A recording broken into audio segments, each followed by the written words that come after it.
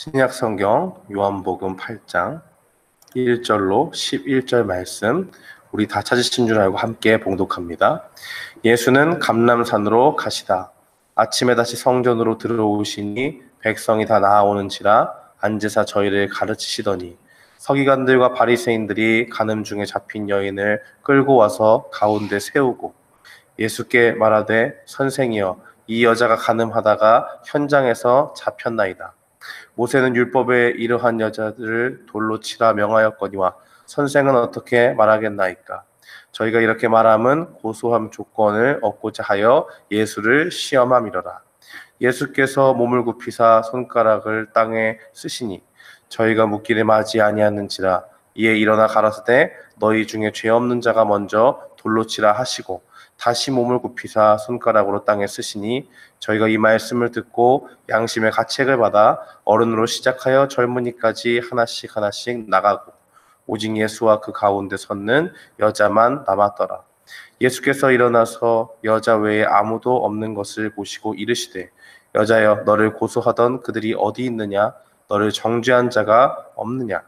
대답하되 주여 없나이다. 예수께서 가라사대 나도 너를 정죄하지 아니하노니 가서 다시는 죄를 범치 말라 하시니라. 아멘.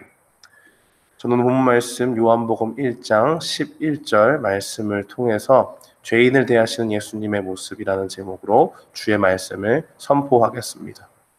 오늘 본문의 내용은 예수님을 시험하고자 하는 그 서기관과 바리새인들의 그 악한 동기들로부터 시작을 합니다. 본문을 말씀해 보면 세 가지 부류의 사람들이 나옵니다.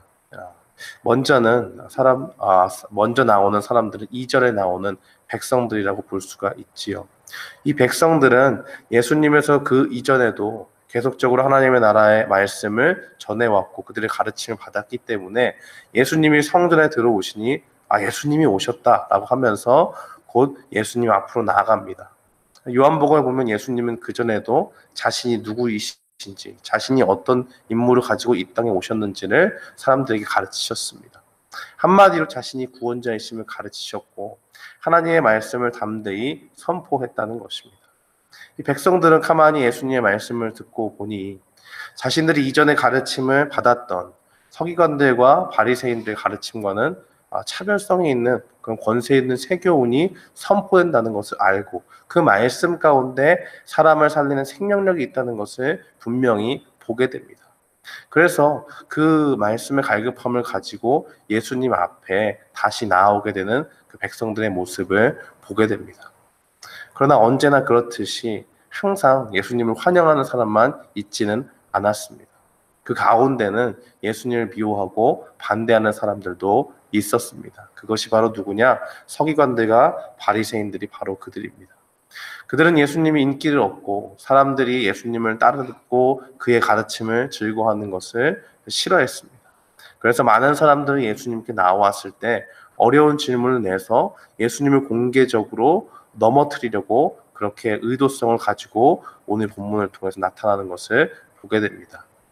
서기관들과 바리새인들은 머리를 잘 짜내어서 생각한 것이 간음하다가 현장에 잡힌 여인을 많은 사람들이 모였을 때 공개적으로 예수님 앞에 세웁니다.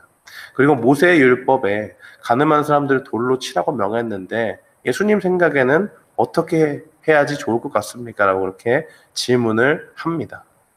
이 질문이 왜 악한 의도를 가지고 나온 것이냐면 사실 이들의 말이 틀린 것은 아닙니다. 레위기 20장 10절과 신명기 22장 24절로 22절로 24절에 보면 간음한 사람은 반드시 죽여야 하고 돌로 쳐서 죽이는 것이 마땅합니다. 틀린 말을 한 것이 아닙니다. 그런데 바리새인과 서기관들이 이것을 잘 알았고 지금 이 간음한 현장에서 잡힌 여인이 서 있는 이 가운데에 어떻게 하는 게 좋겠습니까? 라고 묻는 그 현장 가운데는 많은 백성들이 있었을 것입니다.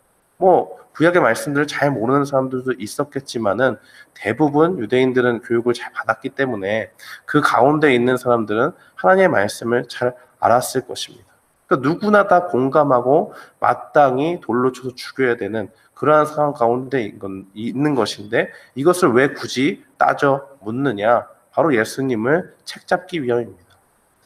만약에 예수님이 가늠한 여인의 편에 서서 그를 감싸주면 우리가 다 잘 알듯이 모세 율법을 범하는 것이 되지 않습니까? 그러면 군중들도 여태까지는 하나님의 말씀을 담대히 전했던 예수님을 따르다가도 이건 조금 아니지라고 하면서 돌아설 수가 있는 것이죠. 반대로 이를 죽여야 한다고 이야기하면 율법에는 뭐 틀린 말이 아닙니다. 그렇지만 이 당시에는 로마의 지배 아래에 있었고 사형의 그 집행하는 권한이 로마에 있으므로 뭔가 정치적인 문제가 될 수 있었던 것이죠. 아주 교묘하게 잘 이렇게 덫을 놓고 예수님이 그 미끼를 물도록 그렇게 설계를 한 것입니다. 예수님께서는 이 모든 것을 간파하시고 땅에 조용히 글씨를 쓰시지요. 그 군중들이 많이 있고 뭔가 이야기를 했는데 땅에 그냥 조용히 쓰니까 서기관과 바리새인들은 이제 마음에 도대체 뭘 하고 있는가 하면서 계속적으로 몰아붙입니다. 계속적으로 어떻게 해야지 이 여인에게 바로 행하는 것입니까? 라고 물으니까 예수님께서 그 자리에서 일어나서 이렇게 말씀하시죠. 너희 중에 죄 없는 자가 먼저 돌로 치라라고 그렇게 7절에 말씀하십니다. 그리고 나서 다시 땅에 글씨를 쓰십니다. 모든 사람들이 이 말씀을 듣고 양심의 가책을 받아서 다 떠나가고 가늠한 여인과 예수님만이 그 자리에 남게 되었습니다. 예수님께 가르침을 받기 위해 나온 자들도 자신이 죄인임을 깨닫고 저 여자는 정말 죽일 여자다. 정말 돌로 마땅히 쳐야 된다. 어떻게 저렇게 부정한 여인이 이 가운데 있는가. 예수님도 당연히 그를 정죄하겠지. 어떤 기대를 가지고 나온 자들도 그들 하나님 앞에서 자신이 죄인임을 자각하고 예수님의 그 말씀 한마디에 나도 죄 있는 죄인이구나 라고 생각하면서 함부로 그에게 돌을 던질 수 없었다는 것입니다. 무엇입니까? 자기 자신이 죄인임을 깨닫고 돌아갔다는 것입니다.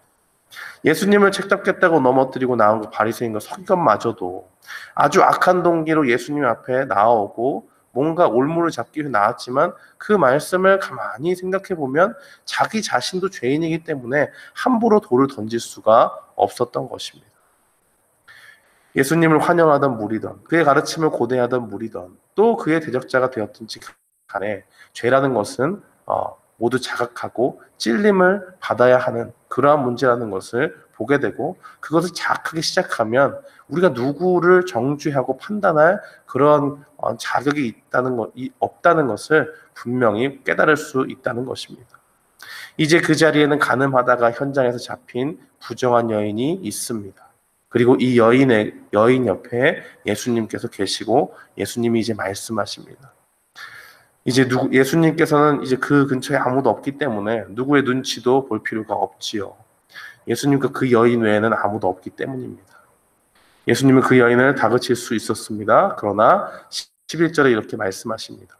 나도 너를 정죄하지 아니하노니 가서 다시는 죄를 범치 말라 하시니라. 그렇게 증거합니다.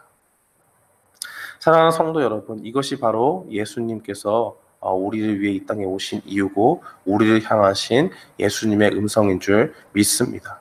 우리는 너무 쉽게 남녀노소를 막론하고 나의 기준에서 뭔가 벗어난다 싶으면 그를 정죄하기 바쁘고 그를 심판하기 바쁩니다.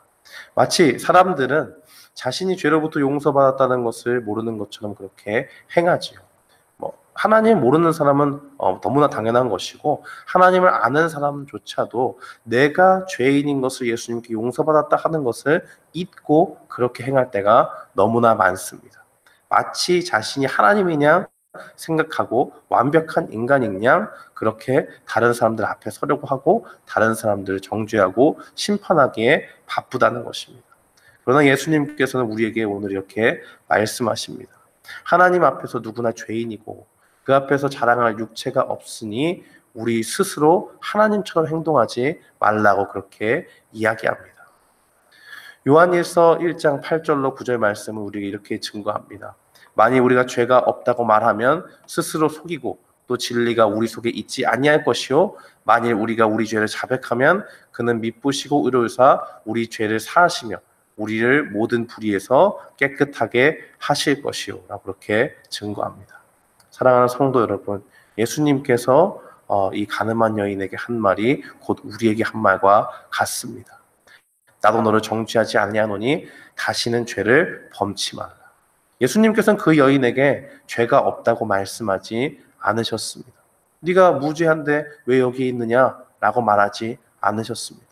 사랑의 마음을 가지고 그가 죄가 있다면 죄를 놓고 네가 죄를 지은 것이 맞다라고 분명히 이야기합니다. 다만 그의 영혼을 죽일 정도로 그를 정죄하거나 심판하지 않고 다시 일으켜 세우기 위해서 하나님 앞에서 그 영혼이 바로 서기를 위해서 회개하기를 원하고 다시는 죄를 범치 말라고 그렇게 간절히 호소하며 그에게 나아가는 것을 봅니다. 사랑하는 성도 여러분, 우리의 모습을 돌아보면서 오늘 말씀에 비춰봤을 때 우리가 다른 사람을 너무 쉽게 정죄하고 있지는 않은지 생각해 봐야 될 줄 믿습니다.